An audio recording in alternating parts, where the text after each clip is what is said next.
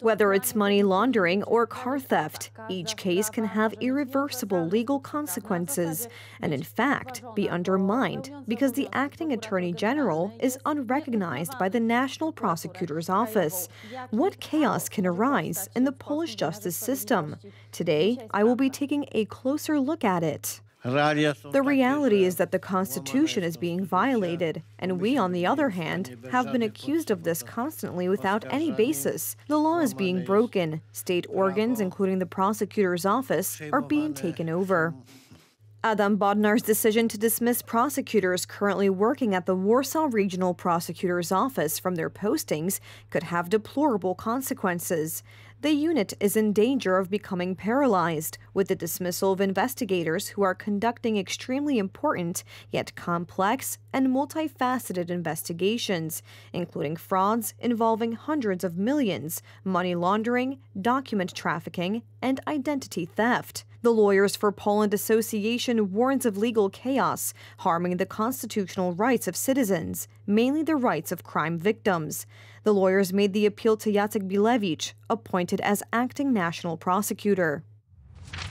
As very experienced practitioners in the application of the law, we warn you that pretrial arrests, even in the most appalling cases, will be overturned because the investigation was previously extended by a flawed prosecutor, namely your appointee.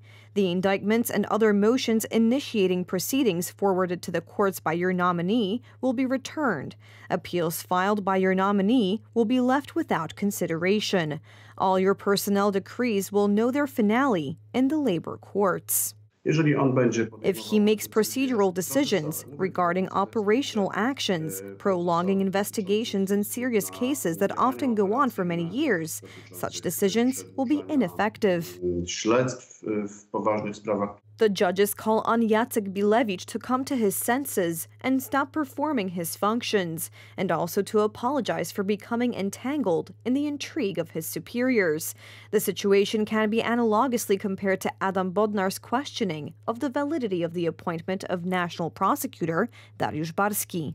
The consequences of these decisions were very significant, and the fact that Prosecutor Barski was not recognized as a prosecutor would mean that a number of decisions by other prosecutors appointed by Prosecutor Barski would be questioned. This would generate very negative consequences for victims of crime.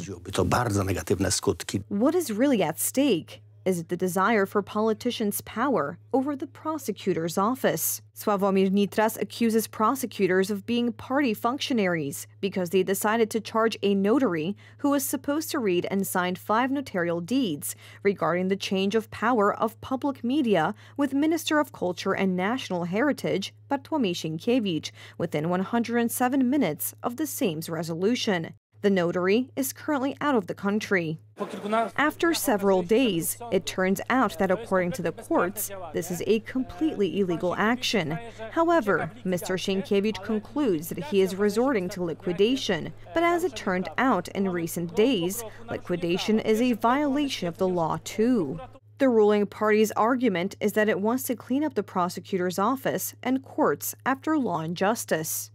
We have to deal with such diabolization of those prosecutors who behave according to the law. They are being presented as some kind of prosecutors from Mr. Ziobro.